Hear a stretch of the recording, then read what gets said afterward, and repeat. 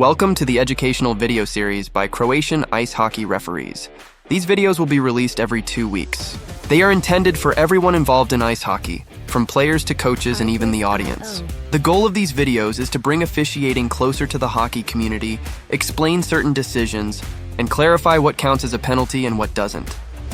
To start, we have a video from last year's IHL game. As you may have heard, this year we are focusing on restraining and stick penalties, such as tripping, hooking, holding, and slashing. In this video, we have a perfect example of a well-called hooking penalty.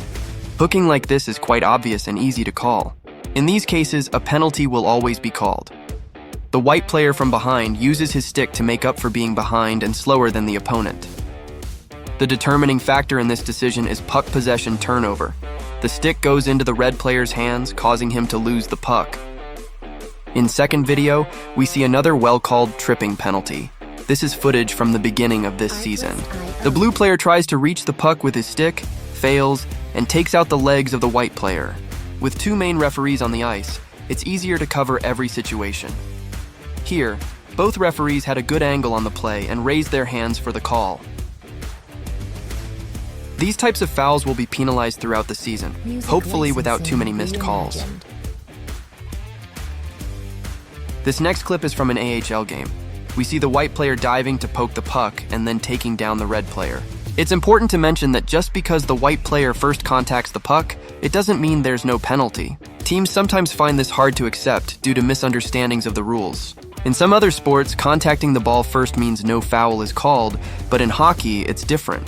The white player's dive, first hitting the puck and then the opponent, preventing the red player from continuing his play, gaining an unfair advantage, and risking injury, as seen when the red player falls backward. Here's another AHL video where the referees made the wrong call. This video demonstrates how challenging it can be to see certain plays clearly and how much the angle affects the view. On the ice, this likely looked like a 100% tripping foul. The way the player falls and the proximity of the stick suggest a foul. Referees have very little time to make a decision and only see the play once. In the video replay with slow motion, we can see that no contact actually occurred. These situations, although frustrating, are part of the game. This video shows a situation from last week's game. Here we see an excellent non-call by the referees. Unlike the previous AHL video, where the player dove to reach the puck, in this case, the blue player actually gains puck possession and control. The white player doesn't react in time and falls over the blue player's stick. This is a great non-call. In another situation from the same game, we see a missed call where the referees didn't penalize a play on the blue player. The white player tries to hit the blue player, who is faster, but fails to time it right and hits his leg instead. This can be dangerous and should be recognized as a penalty.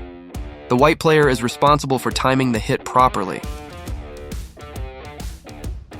This penalty is hard to see because of the referee's angle.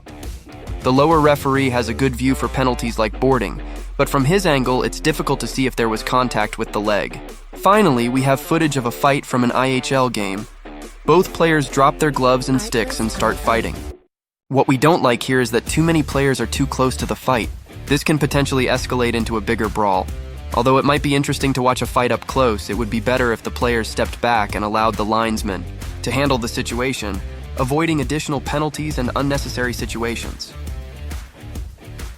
Music licensing reimagined.